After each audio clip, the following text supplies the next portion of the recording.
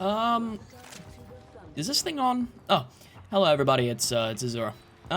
Just I wanted to just try a live commentary sort of thing, you know, like one of those, I guess it'd be like one of those updates or some shit. I mean, I'm not good at this type of thing anyway in the first place. Thought I'd do something a little bit more about like scripting and anything like that, and just, you know, in general, just sort of sit around and vibe, fuck about.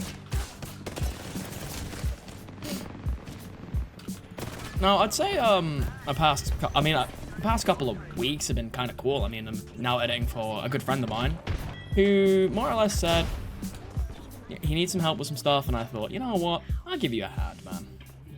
And so I'm just doing edits for him.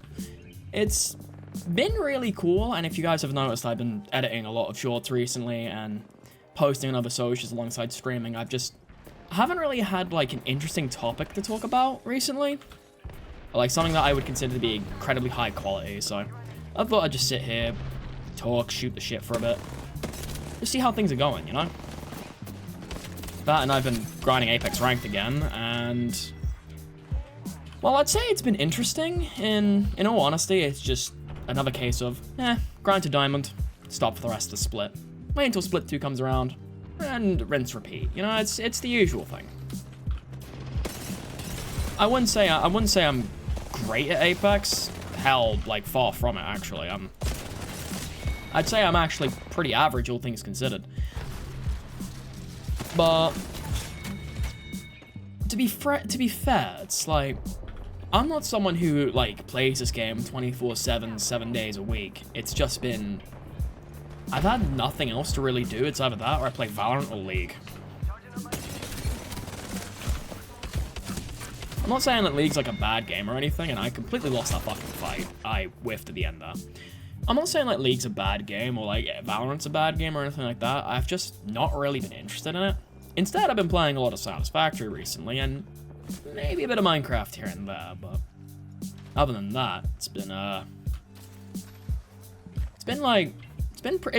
pretty good, all things considered. I kind of want to start doing like live commentary stuff again. You know, something more like this, where I am just playing a game and just talking to the camera. Because I need to get better at talking, just like in general, not for the case of like scripting or anything like that. I really need to learn to talk without having a script in front of me. Because sometimes being able to vocalize what I am actually trying to say without sounding like it's robotic and or, you know, fucking AI, because let's be honest, I think we have enough AI fucking slop on the internet. And it's just like, well, it's just one of those things. I guess it feels more personal, you know? More like that personal touch. Other than that, I was, 2v8 came back in Dead by Daylight, so I've been playing that again recently. And I've noticed I've been playing a lot more killer. And I think like it adds, I think like 2v8 is cool. All things considered.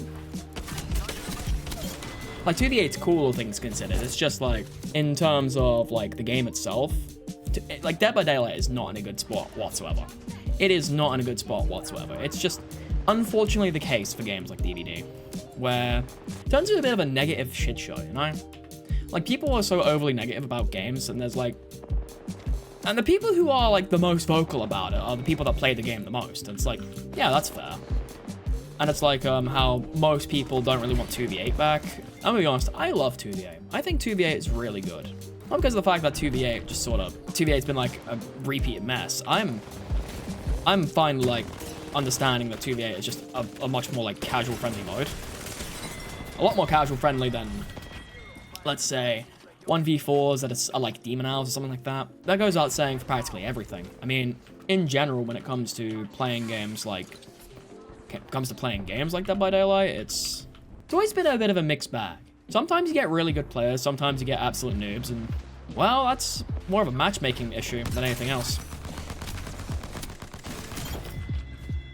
And you can't really do anything about like matchmaking algorithms in games nowadays. I mean, if you want to look at a horrendous example, look at Call of Duty, but I think Call of Duty is currently, I think, rotting right now, so that's like to be expected.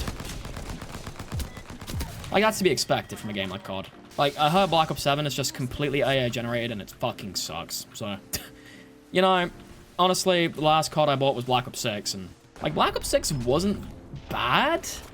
Like, some of it was actually pretty cool. It's just, everything else it's kind of shit. It's kind of shit, to be honest with you. I wouldn't say, like, it was an inherently bad thing.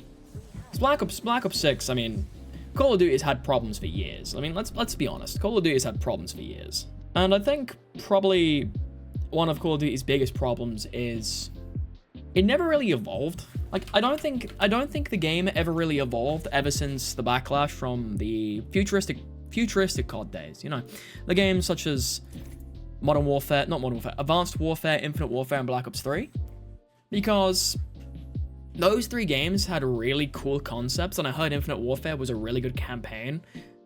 I eventually gave the game a try after dogpiling it like every other fucking 14-year-old back in 2016, or 17, I've kind of forgotten at this point. I was essentially, like, bandwagoning the hate. Like, a lot of developers nowadays are just, well, they're afraid to really, like, branch out and create new IPs. Nowadays, you just see most of them rehash the same things over and over again in hopes that they somehow grow more, when, in all honesty, stagnation is the death of innovation. And with no innovations happening in, well, the wider gaming market by the AAA developers, you see a lot of people going back more into indie games. And, you know, with the advent of the Steam Marketplace, PC gaming being more accessible than it's ever been, a lot of up-and-coming indie developers and self-publishing characters, it's been really interesting to, like, see the shift in the market. Most of the games I played when I was younger, it was the yearly cycle of Call of Duty.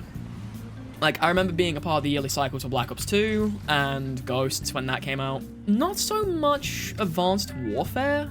Well, I can't remember if Advanced Warfare was 2013 or 2014. I think it was 14. And Advanced Warfare was, like, a really cool, like, take on it, because the whole thing behind, like, jetpack combat and, like, the jump kits, like, that was really cool. Like, everything about that was really fucking cool. And I think it was my first actual advent and the introduction to movement in my shooting games that ultimately led me to playing Titanfall 2. Or the first Titanfall when it came out. I think it was back when Titanfall, like, was, like, had a free trial for a week on Xbox Live once. I gave it a go, really liked it, played in the Titanfall 2, like, closed beta test, really liked that, and I never bought the game. Instead, I waited for a couple of years, and I bought it later. And then I played a fuck ton of Frontier Defense with some friends of mine that I played a lot of Warframe with. And Warframe, I'd say, was a pretty big advent into my enjoyment of movement in games. So that more or less became, like, a core of what I fundamentally enjoy, and a lot of that was freedom of movement. Which, thinking about it in a retrospective sense, a lot of that would probably spur on from being a kid and watching my brother play the original Mirror's Edge. And I'm gonna be honest, I think all of it started from there. The original Mirror's Edge more or less started off my love for, like, parkour games. And then Advanced Warfare, Black Ops 3, Titanfall, Infinite Warfare, all these games helped expand my enjoyment for movement shooters. And then after that, it sort of became history. And Apex came out, and with all the crazy movement that Apex does, and I found myself thoroughly enjoying movement shooters with, like, the whole idea of the skill expression behind it. And it was one of the old topics that I talked about. It was like movement in games. I remember that, movement in games. And if some of the examples I was giving during that video, I could probably go back to it now I could probably, like, make a second version of that video, and I could really dive into it and, like, break it down on a fundamental level. And speaking of movement, I know a lot of people really dislike the addition of mantle boosting in Apex, but I actually really enjoy it. Super gliding was always a very... Thanks for blocking my bullet, teammate. Super glides were always, like, a really niche, high-skill thing that I could never get down, because, like my sensitivity, I usually change my setup quite a bit. With the addition of mantle boosting, like, some of the more homogenized movement tags, I'd say it's become a lot more friendly. Like, my enjoyment for Apex this season has actually been incredibly nice. Oof. I didn't think Z-fences could do that. Keep that in mind. And I didn't realize that a lot of, like, my enjoyment for movement came from just speed. Like, the conservation of momentum. Which, to be fair, now that I genuinely think about it, it's probably why I enjoyed playing Stim Pilot so much in Titanfall 2. You were able to get up to speed really quickly, and you were able to just blitz through everything really quickly. And it was because of that, like, ability to get up to speed quickly and maintain that speed that you could pretty much just do anything with it. Then you got into the more advanced movement techs, you got into stuff such as a lot of stuff with grapple, like grapple launching and stuff like that, lurches, a lot of the intricacies that come with the Source engine, bunny hopping. I mean, a lot of the stuff is from an engine that's incredibly old, and that's the best part about it, is the fact that an engine as old as the Source engine, and you know what, in this case, Source 2 as well, because Deadlock has proven that they were never going to change, like, how it worked in that case. And that's the best part about, like, Source and Source 2, is the fact that for an engine, it's incredibly, like, fluid in momentum. And I will always appreciate Source for that reason alone. I mean, that, and I also appreciate Valve for creating one of the best games I ever had the chance to grow up with, being Left 4 Dead 1 and 2. They're like core memory for me. Like, Left 4 Dead 1 and 2 play core memories in my life. I remember times it was just me and my brother just constantly playing Left 4 Dead 2 together. I think he always wanted to play Zoe. I remember that. He was someone who always wanted to play Zoe. I usually end up getting stuck with Lewis. I mean, Hill's here, of course, but it's like, I think it's when I look over the introspection of most of my, like, history with, like, first-person shooters and stuff like that. It's incredibly cool. I do appreciate my brother for, like, introducing me to games in general. Because I think without games, I wouldn't have found, like, something I had, like, an actual passion in. And so I'll always appreciate that he did that for me. Of course, he decided to buy a PlayStation for some reason.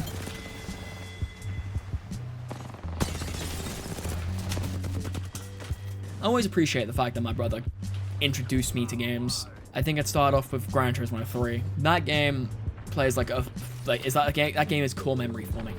I think that's probably the best part about games in general, is that it's also allowed me to meet some incredibly cool, connect with incredibly cool people as well. And then it introduced me to the concept of VTubing, which, you know, also incredibly fucking cool.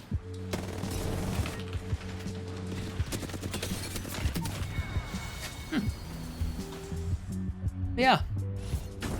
I guess in general, I'm actually really happy where I am right now in terms of, like, most things. I just felt like wanting to have a yapping session and chilling with people, or just, like, see how, like, where I'm going from there.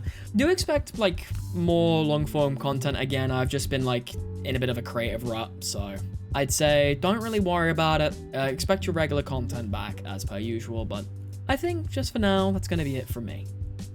It's been Azura. I shall leave you all be. Goodbye now.